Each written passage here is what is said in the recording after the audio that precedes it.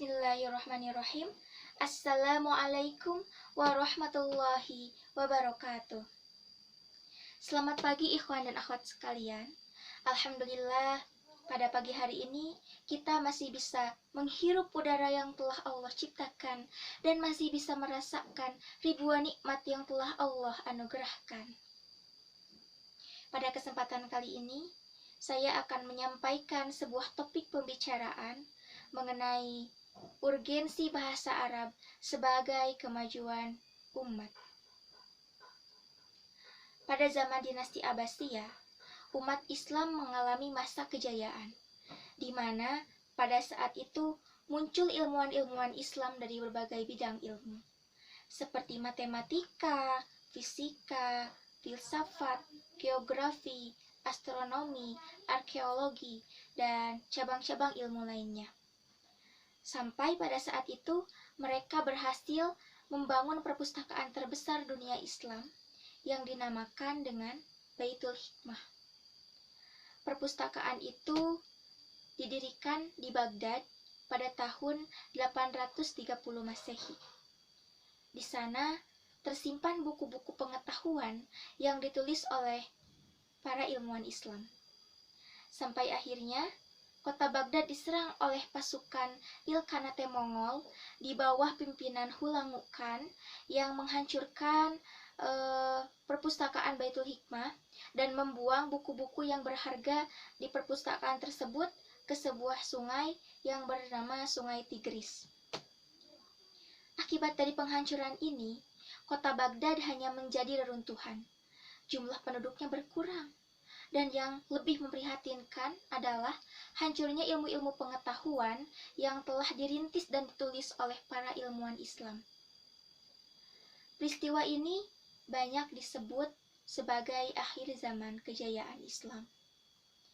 Lantas, bagaimana agar umat Islam dapat kembali meraih kejayaan dan kemajuan dalam ilmu pengetahuan?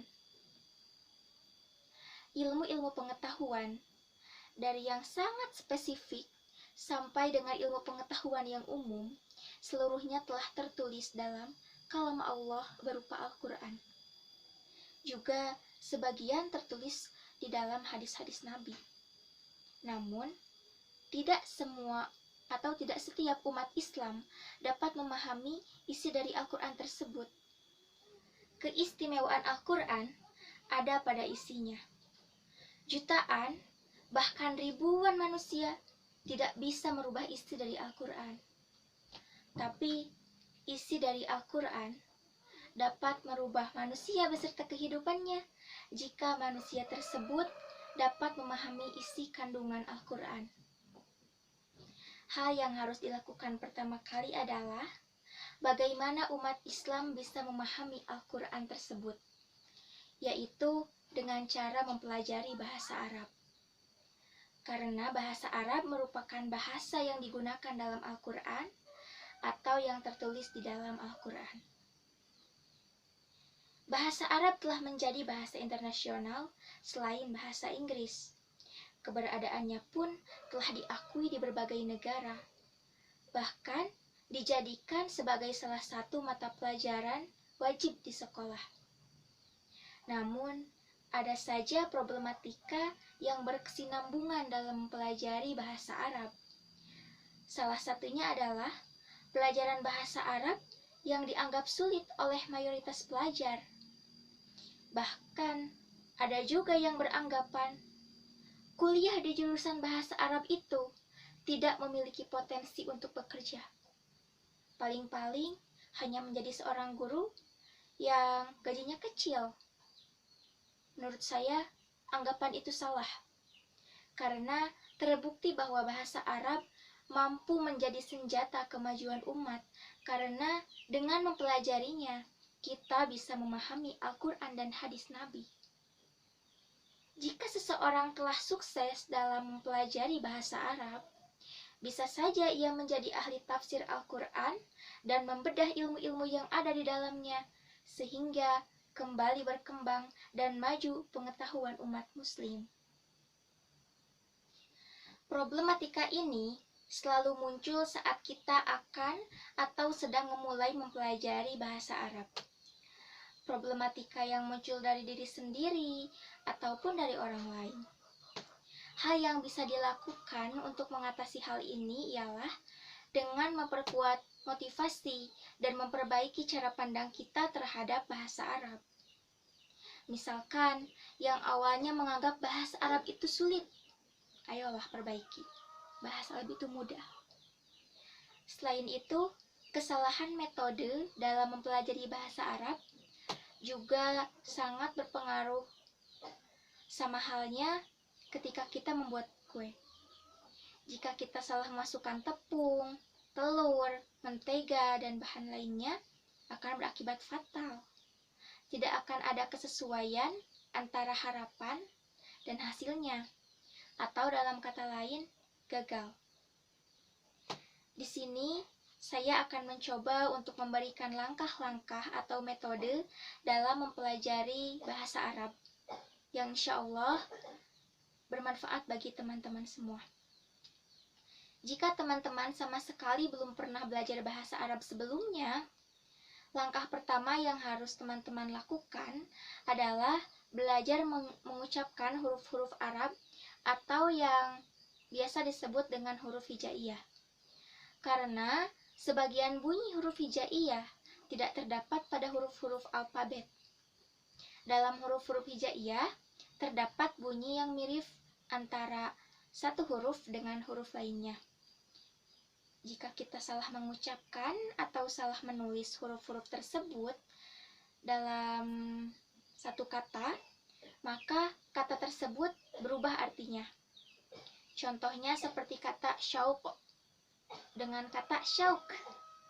Terdengar mirip bukan? Perbedaannya ada pada huruf terakhir dalam kata tersebut, antara yang ditulis dengan qaf dan yang ditulis dengan kaf. Walaupun terlintas bunyinya sama, tetapi mereka artinya berbeda. Jika ditulis dengan qaf, maka artinya adalah rindu, dan jika ditulis dengan kaf, maka artinya adalah duri. Kita bisa belajar membedakan bunyi huruf-huruf hijaiyah tersebut dengan mengikuti kajian tahsin yang diadakan oleh ustaz di sebuah pengajian, atau bisa juga dengan menyimak video tutorial di YouTube. Nah, langkah kedua adalah dengan menggunakan kosakata bahasa Arab atau mufradat dari yang paling sering kita jumpai. Misalkan, jika kita sedang berada di dapur, maka berusahalah untuk hafal nama-nama benda yang ada di dapur dengan menggunakan bahasa Arab. Jika kita sedang di kamar atau dimanapun, maka berusahalah untuk hafal nama-nama benda di tempat tersebut dengan menggunakan bahasa Arab. Kita bisa menambah kosakata kita dalam setiap harinya dengan alat bantu berupa kamus bahasa Arab. Selanjutnya, langkah ketiga adalah dengan mempelajari kaidah bahasa Arab, yaitu nahwu dan shorof. Kaidah itu biasa kita jumpai di setiap pondok pesantren. Tapi jika memang belajar di pondok pesantren tidak memungkinkan, kita juga bisa belajar nahwu shorof melalui kursus online, walaupun hasilnya tidak akan sama dengan yang langsung belajar di pondok pesantren. Langkah terakhir adalah dengan menciptakan lingkungan berbahasa Arab. Jika tidak memungkinkan, maka berusahalah untuk mendapatkan teman yang satu tujuan. Dalam kata lain, sama tujuannya untuk menguasai bahasa Arab. Jika kita telah memiliki teman yang satu tujuan, ajaklah ia berbicara menggunakan bahasa Arab setiap hari, baik berbicara langsung ataupun melalui media komunikasi. Karena bahasa itu akan terasah jika sering digunakan. Akan mubazir hafalan kosakata yang banyak jika tidak pernah digunakan sama sekali. Mungkin hanya itu yang dapat saya sampaikan. Semoga kita diberikan taufik dan hidayah dalam menuntut ilmu, dipermudah dalam setiap urusan, dan berhasil dalam setiap cita yang kita tuju. Semoga kita diberi keberhasilan dalam belajar bahasa Arab, karena bahasa Arab itu merupakan kunci untuk memahami isi dari Al-Quran yang merupakan gudang segala ilmu. Mohon maaf apabila kata-kata saya salah. Wabillahi taufiq wal hidayah. Wassalamualaikum warahmatullahi wabarakatuh.